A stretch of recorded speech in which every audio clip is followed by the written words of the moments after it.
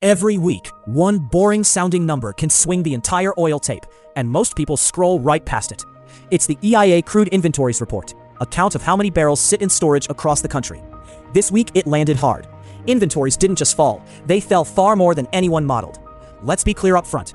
This is not a prediction about where oil is headed, and not advice to buy or sell a thing. It's something more useful. Let's learn to read the inventory print, because once you see why storage moves price, you'll never scroll past this number again. So, put the actual figures on the table. A draw means inventories fell. More crude was used or shipped out than was added back. The prior week had already drawn about 7.2 million barrels.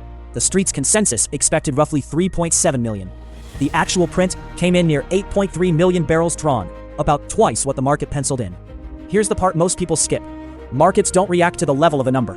They react to the surprise. Consensus is already baked into the price before the data drops. So what really moves crude? The level or the gap versus the forecast? It's the gap, and this gap was wide, on the tight side. Now the mechanism. Why a storage number moves oil at all. Think of inventories as a bathtub. Production pours in, refining and exports drain out. The level is the scoreboard of supply versus demand. When it falls faster than expected, the world is using crude faster than it's replacing it. Supply is tighter than modeled, which tends to support price. This isn't new. In 2020, the pandemic crushed demand, and storage filled so fast that prices briefly went negative.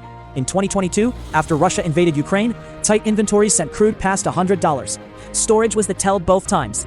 But here's the refutation. Many assume a draw is automatically bullish. The reality is sharper. It's the draw versus what was expected. A small draw when a giant one was forecast can read bearish. The surprise is the signal, not the headline. So, who feels it? A surprise this size doesn't stop at the oil price. Crude itself tends to firm, because the tape just learned supply is tighter than it thought. Energy producers, the companies pumping that crude, often catch a bid alongside it. But the ripple keeps going. Pricier oil feeds inflation expectations, which can nudge bond yields and the dollar. So one storage number quietly reprices several markets at once. None of these moves is automatic. The size of each depends on what else is happening that day. The point isn't to predict the reaction. It's to see why a single inventory print sends a pulse across the whole board. So, go back to those crude inventories that drew by more than 8 million barrels, about twice what the street expected. Now you have the chain to read it.